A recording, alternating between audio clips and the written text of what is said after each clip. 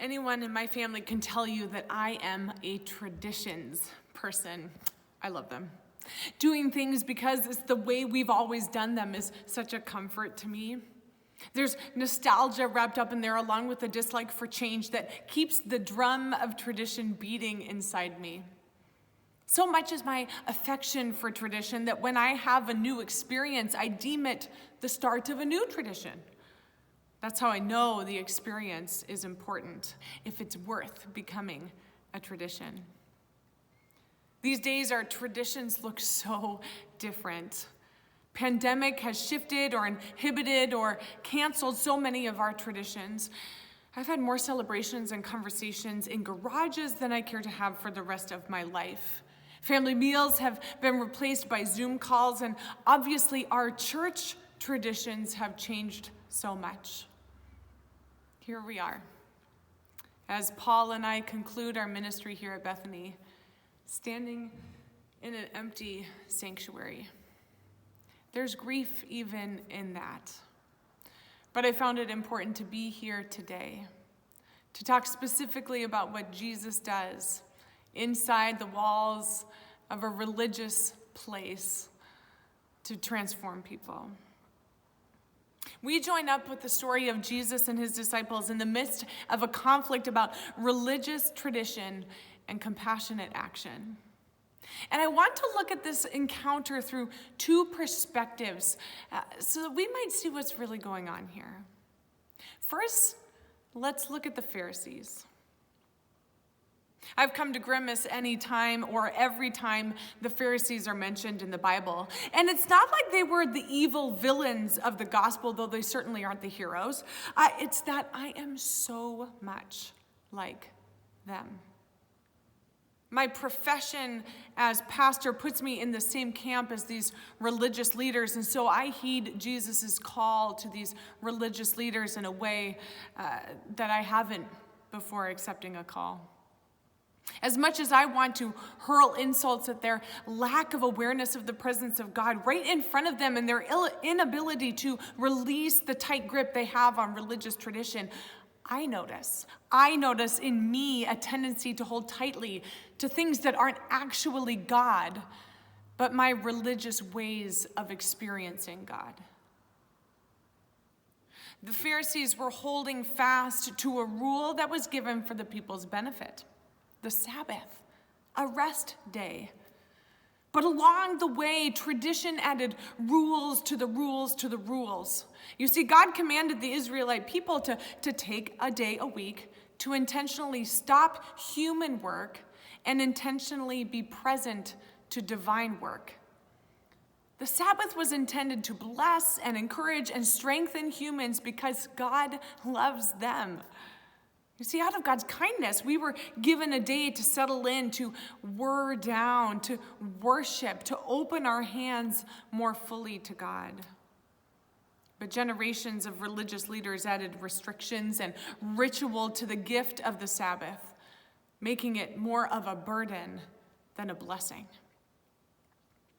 Pharisees are too caught up in religious law to notice Jesus.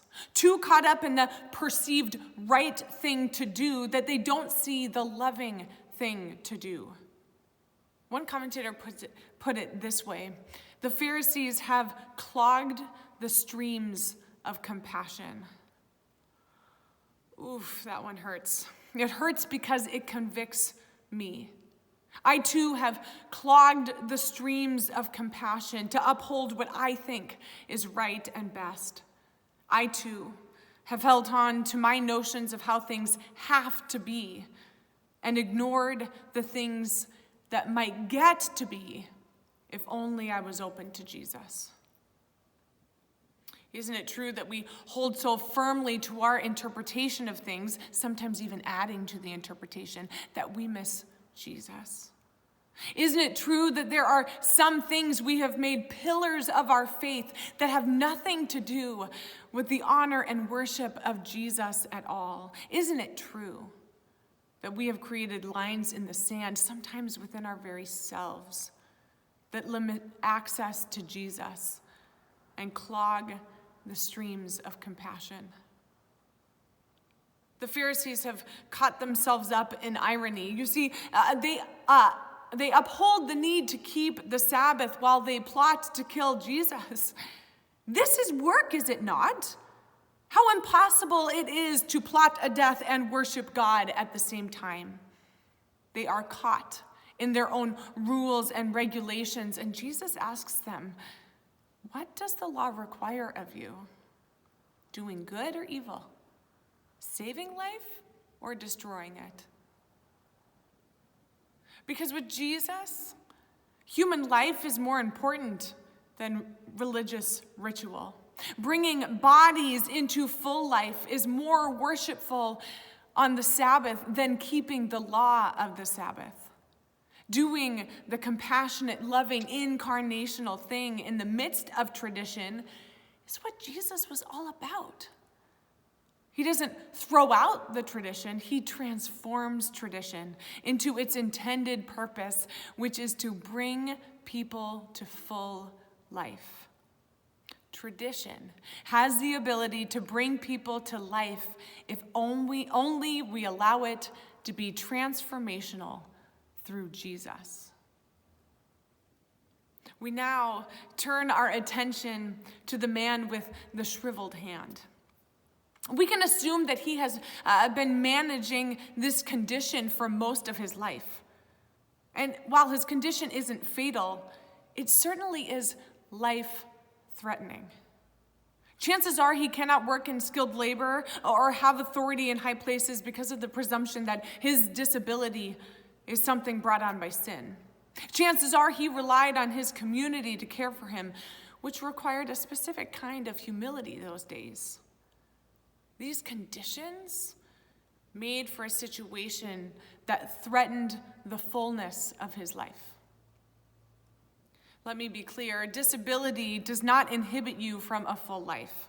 But the ways that systems and structures are set up in society and upheld by tradition can sometimes inhibit those with disabilities from accessing all that life has to offer.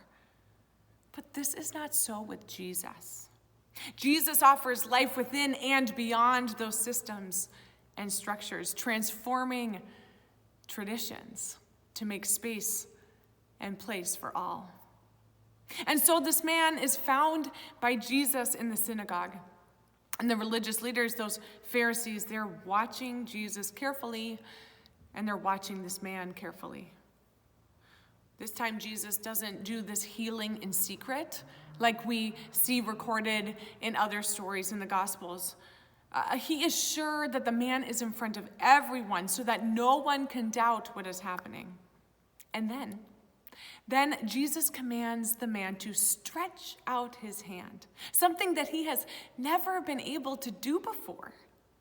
And the clogged streams of this man's hand, the tendons that were bound up tight, the skin that was calloused and withered, the bent-in bones and the restricted blood flow, they're all restored by the flowing streams of compassion. All that wasn't working began to work again. Jesus restores not only his hand, but his life. This is a new tradition. The man was the one healed that day, and the Pharisees were left crippled by their own need for control and religion. I now ask, if Jesus were to come into this place of worship, not a synagogue, but a sanctuary, who would Jesus find here? I've wondered what to say to our beloved Bethany and how to say it as our ministry here comes to a close. I've wondered what the Spirit would say to us in the midst of this transition. The question I'm left with, birthed out of this text, is who would Jesus find here amongst the ministry of Bethany? Every congregation is a patchwork of Pharisees and crippled people. We each have parts of us that struggle through the need for things to stay the same, and we each have parts of us that are crippled by the nature of a broken world. Jesus' ministry was to both. Jesus' ministry is to all. The Pharisees weren't outside of Jesus' authority to heal them of their crippled hearts, just as much as to heal the man's crippled hand. But instead of receiving the good news and becoming uncrippled, becoming free, the Pharisees plot to kill it. We cannot kill this good news. I ask again, who would Jesus find here? I think he finds Pharisees and cripples. I know that he found me here, and I know that he has found thousands of others here.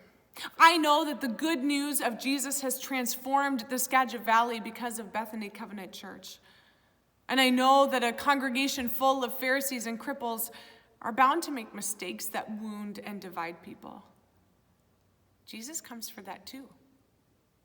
To bind up our wounds and stretch out our shriveled hands. Jesus comes to break into our traditions and to transform them into true worship that unclogs the streams of compassion and care for the world. Jesus has found you here, right now, in your homes, on these screens, right here. And Jesus doesn't want to leave you crippled and wounded or wound up tight in your need for perfection, religious or otherwise. Jesus has come to break open the streams of compassion for you, for your neighbor, for your enemy. One of the great joys of my ministry here, of Paul and my ministry, our ministry really, has been bearing witness to Jesus' transforming work in people, as though we are members of the crowd in the synagogue that day. I've seen Jesus meet those bound up in their religious contraptions and loosen them back to life. I've seen Jesus come close to the suffering. I've seen Jesus move in emergency rooms and in the gym here at church. I've seen Jesus in the midst of conflict and challenge. I've seen Jesus in your homes, at your soccer games and track meets, on sweaty summer mission trips, and on damp winter retreats. I've seen Jesus when you all love each other despite your differences and because of your differences. Jesus has been here. Jesus is here. Jesus will be here.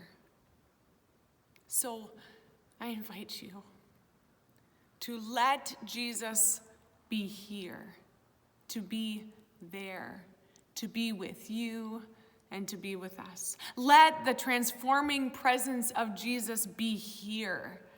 And when Jesus transforms people, don't plot to do away with the transformed. Begin expecting that things will be different because Jesus never leaves us the same. Begin assessing those hard and fast traditions that might hinder the Spirit of God, and begin expecting the Spirit of God to do a new thing, because God is always doing that. And at some point, this congregation will be gathered together again in this building. And while we've been gathered, we will be gathered, you will be gathered once again in this space. And I wonder, when you come back, who will Jesus find here? Will the streams of compassion still be flowing? And what is the work that you get to do now to unclog those streams so that the good news of Jesus can continue to transform even right now? I want to thank you. I want to thank you for the honor of bearing witness to Jesus in you. Thank you for the responsibility of speaking about the presence of Jesus in both the joys and challenges of life. Thank you for trusting us with your hearts, your lives, your own journeys, your families, your dreams. Thank you for giving us occasions to try and fail, to ask for forgiveness, and to find forgiveness. Thank you for loving us as your own. And thank you for sending us graciously into this next call. We are who we are today because of the transforming love of Jesus that we found here at Bethany Covenant Church. And we will always thank God for you.